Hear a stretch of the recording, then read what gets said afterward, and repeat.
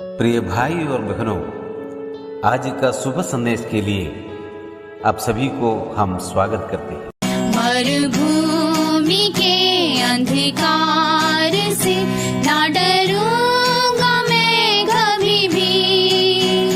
मरुभूमि के अंधकार से ना डरूंगा मैं कभी भी, क्योंकि तू मेरे साथ रहता है, कोई हानि ना होगी। क्योंकि तू मेरे साथ रहता है, कोई हानि ना होगी। स्वर्गीय देश में तुझे देखने, स्वर्ग सियोन जाने को। स्वर्गीय देश में तुझे देखने, स्वर्ग सियोन जाने को। मेरे परमेश्वर मेरे साथ रहना, मेरे मन की आशा है। आज का संदेश परमेश्वर के दास नेल्सन थॉमस मुंबई से बांटा जाएगा। प्रार्थना के साथ सुनिए। प्रभु परमेश्वर के नाम की स्तुति हो। आज भी शुभ संदेश सुनने वाले सारे प्रिय लोगों को प्रभु यीशु मसीह के श्रेष्ठ नाम में स्वागत करता हूं। प्यारों, पिछले 3 हफ्तों से हम लोग यूहन्ना का सुसमाचार पहला अध्याय 35वां पद से लेकर यीशु के पीछे हो लेने वालों के जीवन के संबंध में कई बातें देखा। पिछले हफ्ते हम वचन 41 से देखा, 41 से देखा कि किस प्रकार यीशु के पीछे जाने वाले यीशु मसीह के बारे में अपने प्रिय लोगों के सामने कहना है। जब अंद्रयास ने शिमोन को यीशु मसीह के बारे में कहा और उसको यीशु के पास लेके आया।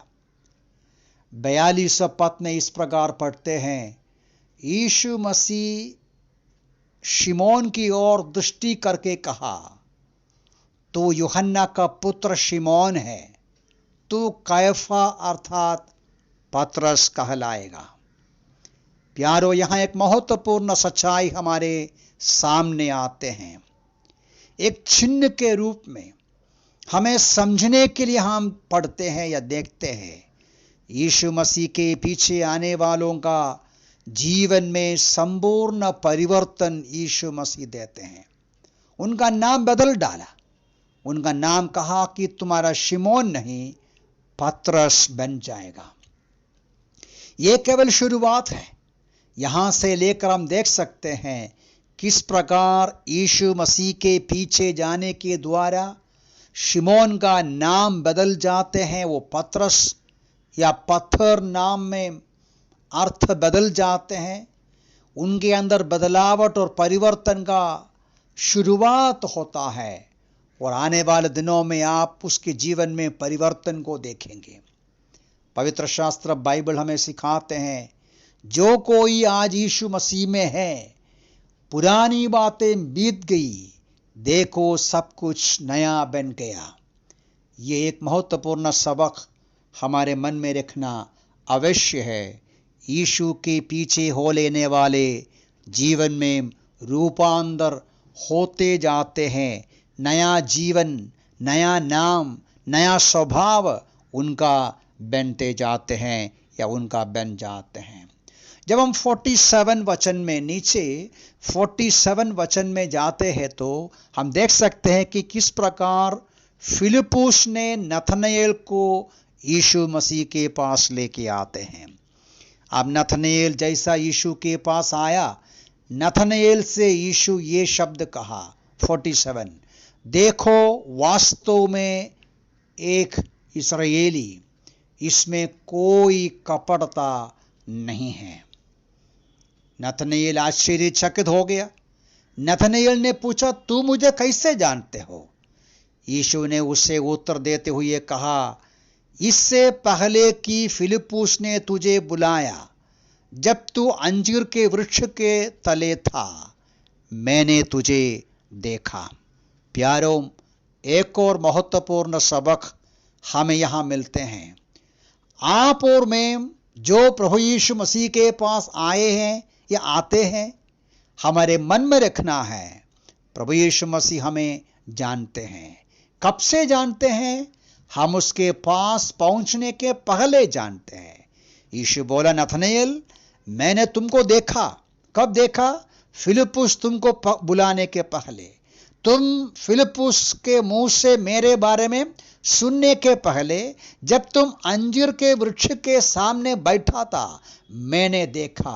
प्यारों, यीशु मसीह हमको संपूर्ण रूप में समझते हैं। ये विचार के साथ हम उसके पीछे हो लेना है। कोई रहस्य नहीं रख सकता। हमारी परेशानी जानते हैं, आवश्यकताएं जानते हैं, पराजय जानते हैं, कमजोरियां जानते हैं। सब कुछ जानने वाला यीशु मसीह के पास हम आए हैं। एक और सबक हम यहां से मिल सकते हैं। नथनएल आश्चर्यचकित होते हैं, बोलते हैं वहां 49 में, रबी तू परमेश्वर का पुत्र है, तो इस्राएल का राजा है। नथनएल ने वास्तव में फिलिप्पुस के सामने शक की बात किया था। क्या नासरत से कोई भलाई आएगा? नासरत का यीशु मसीहा हो सकते हैं? अब यीशु मसीह के पास आया, उनका विचार बदल गया, उनका दिमाग में सही ज्ञान पहुंच गया। बोला, आप तो रबी, आप तो गुरु, आप तो भविष्यवक्ता, उससे बढ़कर आप परमेश्वर का पुत्र, राजाओं का राजा है। उसके संबंध में यीशु मसीह का प्रतिक्रिया क्या है? यीशु मसीह नथनएल से कहते हैं 50वां पद में, यीशु ने उसे उत्तर देते हुए कहा, मैंने तुझसे कहा कि मैंने तुझे अंजीर के वृक्ष तले देखा। क्या तो इसलिए विश्वास करता है? तो इनसे बड़े बड़े काम देखेगा। नथनएल तो इससे बड़े बड़े काम देखेगा। प्यारों, यीशु मसीह के पीछे आने वालों से यीशु को कहना यह है, मैं तुमको जानता हूं, मैं तुम्हारे मन को जानता हूं, तुम्हारी आवश्यकताओं को, हृदय को जानता हूं, मैं तुम्हें पहले से जानता हूं, बड़े बड़े काम तू देखेगा।